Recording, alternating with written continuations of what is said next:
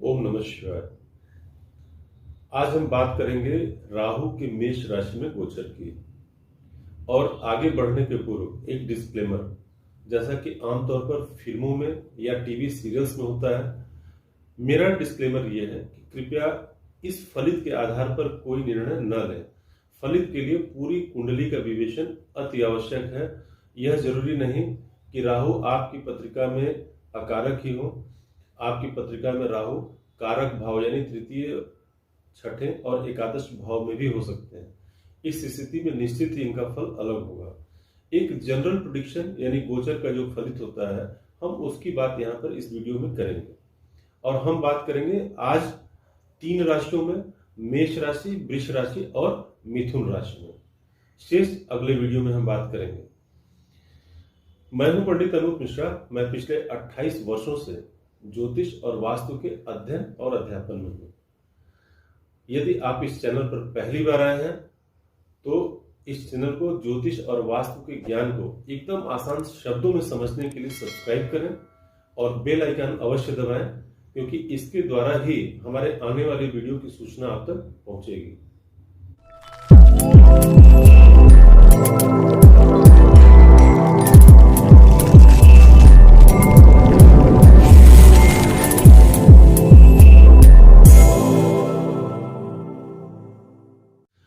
दर्शकों, हमने अपने पिछले 2 वीडियोस में गोचर के ऊपर, यानी पहला वीडियो जो हमने बनाया था कि गोचर को कैसे समझें और गोचर के फलित के लिए क्या कुछ मौलिक आवश्यकताएं हैं, उसके बारे में मैंने विवेचना की थी। और दूसरे वीडियो में हमने बताया था कि गोचर के फलित को जानने के लिए हमें ग्रहों के वेद और विपरीत वेद का भी ज्ञान होना चाहिए। इसके लिए मैंने पूरा वीडियो बनाया है। यदि आपने ये वीडियो नहीं देखे हैं तो डिस्क्रिप्शन बॉक्स में मैं इसका लिंक देता हूं। इन वीडियोस को आप अवश्य देखें। इससे गोचर के फलित को करने में या समझने में आपको निश्चित ही बहुत मदद मिलेगी। आगे बढ़ने के पूर्व कुछ बातें जो कि गोचर के फलित के लिए अति आवश्यक है, पुनः दोहराना चाहूंगा।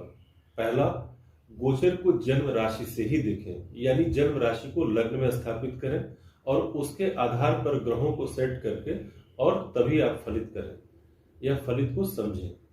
दूसरा, राहु के अशुभ और शुभ भावों को भी समझें। जन्म राशि से किन भाव में राहु शुभ फल करते हैं और किन भाव में अशुभ फल करते हैं और किन भाव में ये सामान्य फलदायक होते हैं, ये भी जानकारी हमें अति आवश्यक है। वेद और विपरीत वेद के बारे में तो मैंने पहले जिक्र किया है, ये भी हमें अवश्य जानना चाहिए। और तीसरा, हमें यह भी जानकारी रखनी है कि राहु 0 अंश से लेकर और 30 अंश तक संपूर्ण राशि में अपना फल देते हैं, चाहे शुभ फलदायक हो या अशुभ फलदायक हो। तमाम ऐसे ग्रह हैं जो कि राशि के कुछ अंशों पे ही फलदायक होते हैं, लेकिन राहु 0 से लेकर और 30 अंश तक पूरी राशि में प्रभावी होते हैं। आगे बढ़ने के पूर्व यह जान लें कि राहु के शुभ स्थान जन्म राशि से तृतीय, छठा और एकादश भाव, ये राहु के शुभ स्थान है। यानी यदि आपकी पत्रिका में जन्म राशि से राहु तृतीय, छठे और एकादश भाव में है तो इस स्थिति में राहु आपके लिए शुभ फलदायक होंगे। राहु के अशुभ स्थान है जन्म राशि से पंचम, नवम और द्वादश भाव। यदि जन्म राशि से राहु पंचम में है, नवम में है या द्वादश में है, इस स्थिति में आपके लिए अशुभ फलदायक होंगे। अब हम बात करते हैं मेष राशि में राहु के गोचर की और मेष राशि के जातकों पर इसका प्रभाव। यदि आप मेष राशि के हैं तो इस राहु के गोचर काल में, यानी अगले 18 महीनों तक आपकी सामाजिक प्रतिष्ठा में वृद्धि होगी, स्वास्थ्य उत्तम होगा, रोग और ऋण से आपको मुक्ति मिलेगी। यदि आपके किसी प्रकार का कोई ऋण आपने ले रखा है तो उससे आपको निजात मिलेगी। भाई बंधुओं का पूरा सहयोग मिलेगा और कुछ ऐसे स्थानों से लाभ होगा, यानी धन प्राप्ति होगा, जहां आपने सोचा ही नहीं था। अब बात करते हैं राहु के दृष्टि प्रभाव की। तो राहु जिस स्थान पे होते हैं, शास्त्र कहते हैं कि इनकी दृष्टि जिन भावों पे होती है उन भावों का ये अशुभ फल ही करते हैं। राहु की दृष्टि पंचम भाव पे, सप्तम भाव पे और नवम भाव पर है। इस स्थिति में पंचम भाव का फल ये है, यदि हम आयु के अनुसार इनके फल को विभाजित कर लें, इस गोचर फल को, तो हमें समझने में और आसानी होगी। यदि आप छात्र हैं और मेष राशि है तो आपकी शिक्षा में व्यवधान एकदम स्वाभाविक है कि आपको अपनी शिक्षा में व्यवधान उत्पन्न होगा। ऐसी स्थिति में राहु के बीज मंत्र का सहारा लें और प्रतिदिन इसके बीज मंत्र का कम से कम 108 बार पाठ करें। इसमें मुश्किल से आपको 2 से 3 मिनट समय लगेगा और आप इस पर नियंत्रण करने में निश्चित ही सफल होंगे।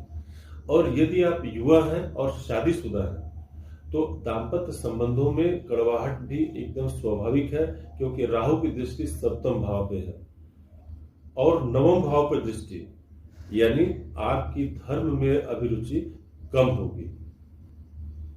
लेकिन भाई बंधुओं का पूरा सहयोग, रोग और ऋण से मुक्ति और लाभ, इसमें कहीं कोई संशय नहीं कि इन स्थानों पर आपको लाभ होना ही है। वृषभ राशि के लिए राहु द्वादश भाव में है, यानी अपने अशुभ भाव में है। लेकिन यदि आपको विपरीत वेद का ज्ञान है तो आप ये समझेंगे कि यदि द्वादश के राहु के लिए अगर द्वादश से एकादश भाव, यानी ग्रह स्थिति से एकादश भाव में कोई ग्रह है तो यहाँ पर विपरीत वेद होता है और ग्रह फलदायक हो जाते हैं, यानी राहु यहाँ पर शुभ फलदायक हो जाएंगे। यदि यहाँ द्वादश में होते तो अस्पताल या जेल की यात्रा या इससे संबंधित या इसके समकक्ष कोई कष्ट आपको निश्चित होता। लेकिन यहाँ विपरीत वेद हो रहा है। अभी तो चंद्रमा, मंगल और शुक्र का वेद है और 28 तारीख के बाद शनि इस राशि में आ जाएंगे, तो शनि तो 30 माह तक रहेंगे, यानी यहाँ पर वेद मेंटेन होगा और राहु अशुभ फल नहीं करेंगे। अब बात करते हैं इनकी दृष्टि की। तो इस भाव से राहु की दृष्टि चतुर्थ भाव पे है, यानी सुख में तो आप कमी महसूस करेंगे ही करेंगे। और दूसरी दृष्टि छठे भाव पे है, तो पुनः कहूंगा कि यहाँ पर आपको रोग और ऋण से मुक्ति दिलाएंगे।